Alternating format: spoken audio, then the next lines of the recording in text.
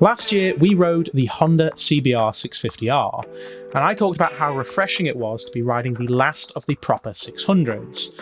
While Suzuki was killing off the GSX-R 600, Yamaha was killing off the R6, and Kawasaki was killing off the ZX-6R, Honda was standing strong with its latest cross between the old CBR600F and the CBR600RR. Well, the thing is, I need to eat my words a little bit, because since then, Kawasaki has surprised us all by unveiling a new version of the ZX4RR and the ZX6R, somehow managing to make it work with all the new Euro 5 regulations.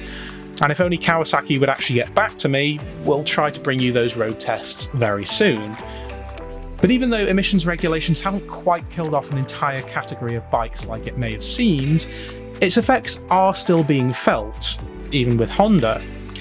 Because while the old version of the CBR600s tended to have a naked version, known as the Hornet, Honda killed off the Hornet back in 2013, only to make its triumphant return in 2023. Only, that's not actually true. The truth is, when Honda replaced the old CBR600F with the CBR650F, they also replaced the Hornet, or the CB600F, with a new CB650F. It's just that they decided not to call it the Hornet. But now there's a new Hornet, and it has nothing to do with the old one, even though there is a bike that is essentially the spiritual successor to the Hornet. It's just that Honda decided to call it something different other than the Hornet. Confused? It's okay. We've actually got the new Hornet in our garage right now, and we'll bring you a road test on that very soon, plus we'll elaborate on that story as well. But in the meantime, there is a bike that would have once been considered a staple of the Honda range that is possibly going to be relegated to a footnote, forgotten because its name has been stolen by something else. So rather than just letting it fade into obscurity, we've been riding the latest iteration of what would have been the Hornet, the Honda CB650R.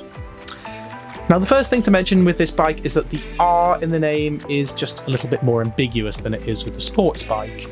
In the faired version, it makes sense. You had the CBR650F, a sports tourer, and the CBR600RR, a race replica, and they were combined to make something in between. When it comes to the naked version, the R is just because it's the naked version of the CBR650R. It'd essentially be the same bike if it were to be called the CB650F. It's just a branding decision, but that's all just semantics. Obviously, this has the same engine as the CBR version. I've been trying to find out information about whether or not it's tuned slightly differently for the naked version, but from what I can find, it doesn't suggest that it is. And when riding it, I did find that there was a decent amount of power low down and that it was quite grunty, but I felt the same way with the faired bike too. And this is where I differ slightly from some of the other mainstream journalists, because some of them have said that it begs to be revved, but I just think it's a result of getting too used to twins, and also comparing it to the new Hornet. The power feels better lower down in the rev range, but being a 4-cylinder engine, it's nice to have the option of revving it higher. The slight annoying thing for me was actually the gearbox.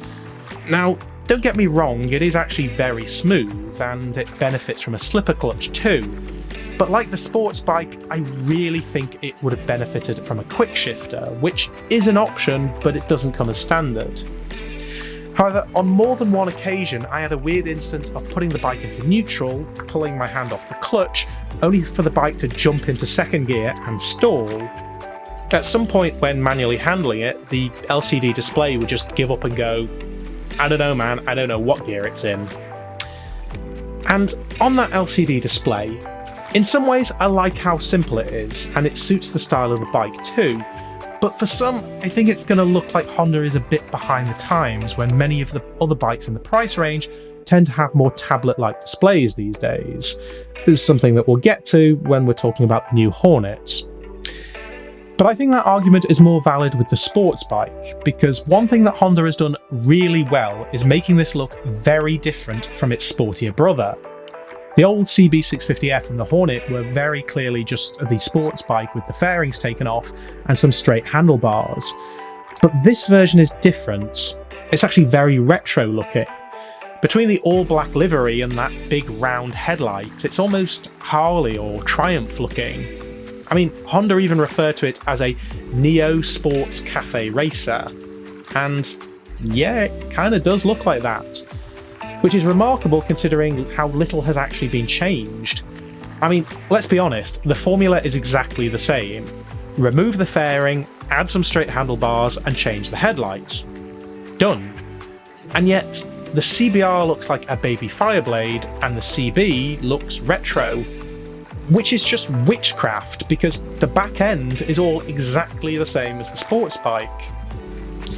In terms of slight differences, there are the intake ducts on the side, which Honda claims aid intake efficiency, but seems more like they're better for directing air around the rider. But I have to say, I do like it. I'm the type of biker that likes cruisers as much as I like sports bike, and this fits me quite well. It's got the retro looks, but it rides just like the CBR.